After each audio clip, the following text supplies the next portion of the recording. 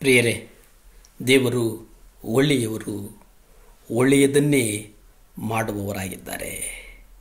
ಕರ್ತನು ನಮಗೆ ಆತ್ಮಿಕವಾದಂಥ ಆಶೀರ್ವಾದಗಳನ್ನು ಕೊಡುವವನಾಗಿದ್ದಾನೆ. ಎಫೆಸ ಪತ್ರಿಕೆ 1ನೇ ಅಧ್ಯಾಯ 3 ನಾವು ಗಮನಿಸುವುದಾದರೆ ಅಲ್ಲಿ ನಾವು ನೋಡ್ತೇವೆ, ನಮ್ಮ ಕರ್ತನಾದ ಯೇಸು ಕ್ರಿಸ್ತನ ದೇವರು ತಂದೆಯೂ ಆಗಿರುವ ಆತನಿಗೆ ಸ್ತೋತ್ರ.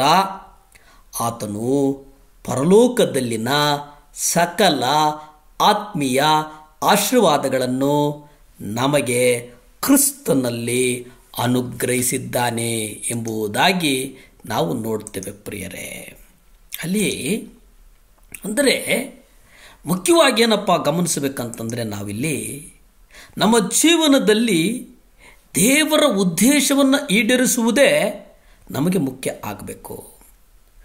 ಕ್ರಿಸ್ತನ ನಿಮಿತ್ತ ನಷ್ಟವೆಂದೆನಿಸುವುದಾಗಲಿ ಲಾಭವನ್ನ ಎಣಿಸುವುದಾಗಲಿ ಅಲ್ಲದೆ, ಕರ್ತನಾದ ಯೇಸು ಕ್ರಿಸ್ತನನ್ನು ಅರಿಯುವುದೇ ಅತಿ ಶ್ರೇಷ್ಠವಾದದ್ದೆಂದು ತಿಳಿದು ಎಲ್ಲವನ್ನ ನಾವು ನಡೆಸಿಕೊಂಡು ಹೋದರೆ ಕರ್ತನು ನಮ್ಮ ಜೀವಿತದಲ್ಲಿ ಕ್ರಿಯೆ ಮಾಡುತ್ತಾನೆ. ಅದರೊಟ್ಟಿಗೆ ದೇವರ ಉದ್ದೇಶವನ್ನು ನಾವು ಈಡೇರಿಸುವುದು ಬಹಳ ಮುಖ್ಯ. ಪ್ರಿಯರೇ, ಕ್ರಿಸ್ತನ ಮೇಲಿನ ನಂಬಿಕೆಯ ಆಧಾರದಿಂದ ದೇವರು ಕೊಡುವಂಥ ನೀತಿಯನ್ನು ಹೊಂದಿ ಕ್ರಿಸ್ತನಲ್ಲಿರುವಂಗೆ ಕಾಣಿಸಿಕೊಳ್ಳುವುದಿದೆಯಲ್ಲ, ಅದು ಬಹಳ ಮುಖ್ಯ. ಪೌಲನ ಜೀವಿತವನ್ನು ನಾವು ನೋಡುವುದಾದರೆ ಪೌಲನಿಗೆ 30 ವರ್ಷ ಆಗಿರ್ತದೆ.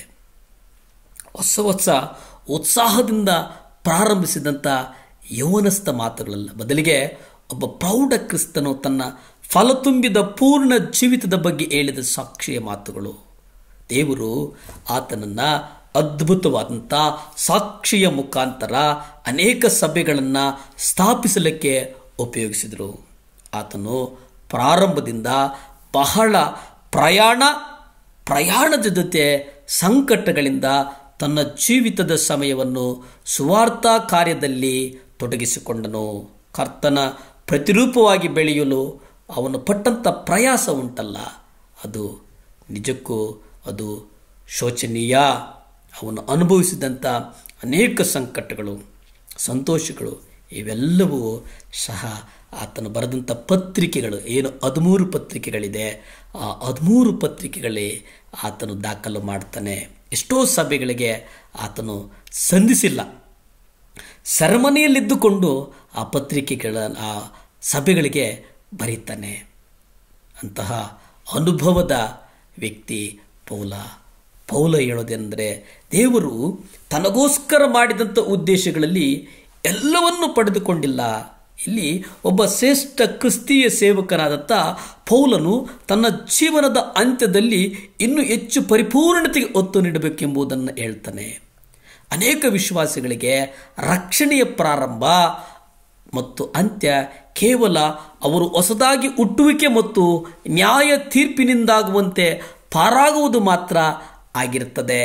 ಆದರೆ ಅಪೊಸ್ತಲರಿಗಾಗಲಿ ಅಥವಾ ಪೌಲನು ಆಸಕ್ತಿಯಿಂದ ಕ್ರಿಸ್ತ ಯೇಸುವಿಗೆ ಶಿಷ್ಯರಾಗಿ ಹುಡುಕುವ ಪ್ರತಿಯೊಬ್ಬರಿಗೂ ಇದು ಅನ್ವಯವಾಗುವುದಿಲ್ಲವೇ?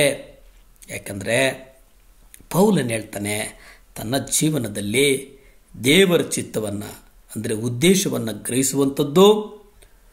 ಗ್ರಹಿಸುವುದರ ಜೊತೆಗೆ ಅದನ್ನು ನೆರವೇರಿಸುವುದು ಬಹಳ ಮುಖ್ಯ ಆಗಿದೆ ಅನ್ನುವಂಥದ್ದನ್ನು ನಾವು ನೋಡ್ತೇವೆ. ಇದಕ್ಕಾಗಿ ಆತನು ಲೋಕದ ಎಲ್ಲವನ್ನ ತ್ಯಜಿಸಿದ ಅನ್ನುವುದನ್ನು ಫಿಲಿಪ್ಪಿ 3ನೇ ಅಧ್ಯಾಯ 14ರಲ್ಲಿ ನಾವು ನೋಡ್ತೇವೆ. ಕ್ರಿಸ್ತನಲ್ಲಿರುವಂಥದ್ದು ಅಷ್ಟು ಈಸಿ ಅಲ್ಲ. ಪೌಲನು ತನಗಾಗಿ ದೇವರು ಮಾಡಿದ ಉದ್ದೇಶವೆಂದು ಹೇಳ್ತಾನೆ. ದೇವರ ಕೃಪೆಯನ್ನು ಅನುಭವಿಸಿಕೊಳ್ಳ ಜೀವನದ ದೇವರ ಉದ್ದೇಶವನ್ನು ಅವನು ಪ್ರಚುರಪಡಿಸ್ತಾನೆ. ಹಾಗಾಗಿ ಪೌಲನು ದೇವರೊಟ್ಟಿಗೆ ನೆಲೆ ನಿಲ್ಲುವುದಕ್ಕೆ ಕಾರಣ ಆಯಿತು. ಪ್ರಾರ್ಥಿಸಿಕೊಳ್ಳೋಣ. ಭೂಮಿ ಆಕಾಶಗಳನ್ನು ಉಂಟು ಮಾಡಿದಂಥ ಸರ್ವಶಕ್ತನಾದಂಥ ದೇವರ ಸ್ತೋತ್ರಪ್ಪ. ಯೇಸುವೆ, ಒಪ್ಪಿಸಿಕೊಡ್ತೇನೆ ಸ್ವಾಮಿ.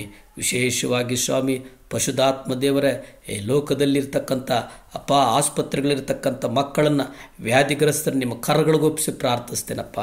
ದೇವರೇ ಸಹಾಯ ಮಾಡು, ಪರಿಶುದ್ಧಾತ್ಮನೇ ಸಹಾಯ ಮಾಡು, ಮಹೋನ್ನತನೇ ಸಹಾಯ ಮಾಡು, ರಾಜಾದಿರಾಜನೇ ಸಹಾಯ ಮಾಡು, ಎಲ್ ಶಡಾಯ್ ಸಹಾಯ ಮಾಡು, ಎಬಿನೇಜರ್ ಸಹಾಯ ಮಾಡು ಸ್ವಾಮಿ.